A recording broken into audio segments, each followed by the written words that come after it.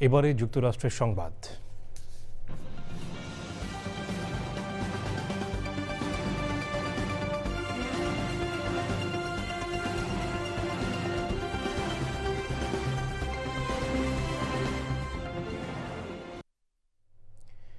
যুক্তরাষ্ট্র জুড়ে আইসের অভিযান নিয়ে আলোচনা সমালোচনার ঝড় চলছে। এর মধ্যে নতুন করে আলোচনা শুরু হয়েছে মিনিয়াপোলিসে আইসের অভিযানে নতুন ভিডিও ফুটেজকে ঘিরে।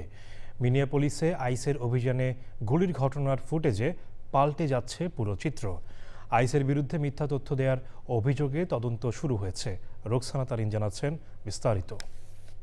মিনিয়াপোলিসে আলোচিত গুলিকাণ্ড, নতুন ভিডিও ফুটেজে পাল্টে যাচ্ছে পুরো চিত্র। যুক্তরাষ্ট্রের ইমিগ্রেশন অ্যান্ড কাস্টমস এনফোর্সমেন্ট আইসের এজেন্টদের বিরুদ্ধে এবার মিথ্যা তথ্য দেওয়ার অভিযোগে শুরু হয়েছে তদন্ত। চলতি বছরের জানুয়ারিতে মিনিয়াপোলিসে রেনে গুড নামের এক নারীর মৃত্যুকে ঘিরে শুরু হয় উত্তেজনা। সে সময় আইস এজেন্টরা দাবি করেছিল আত্মরক্ষার্থেই গুলি চালানো হয়েছিল। তবে সোমবার প্রকাশিত নতুন ভিডিও ফুটেজ সেই দাবিকে প্রশ্নবিদ্ধ করেছে। ভিডিওতে দেখা যায় ভেনিজুয়েলার এক নাগরিককে ধাওয়া করে তার বাসায় ঢুকে পড়ে এজেন্টরা। এরপর সেখানেই গুলির ঘটনা ঘটে, যা এজেন্টদের আগের বক্তব্যের সঙ্গে স্পষ্ট অসঙ্গতি তৈরি করেছে।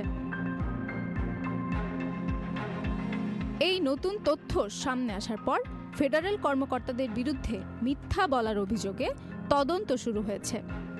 ইতোমধ্যে সংশ্লিষ্ট কিছু অভিযোগ প্রত্যাহার করা হয়েছে এবং ঘটনায় জড়িত এজেন্টদের বরখাস্ত করার পাশাপাশি তাদের বিরুদ্ধে ফৌজদারি মামলার বিষয়টিও বিবেচনায় রয়েছে। এদিকে ঘটনার পর থেকে মিনিয়াপোলিসে চলছে তীব্র বিক্ষোভ। ন্যায় বিচারের দাবিতে রাস্তায় নেমেছে সাধারণ মানুষ।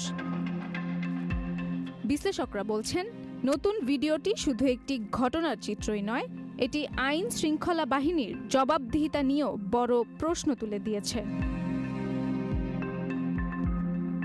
Roksana Tarin, channel I.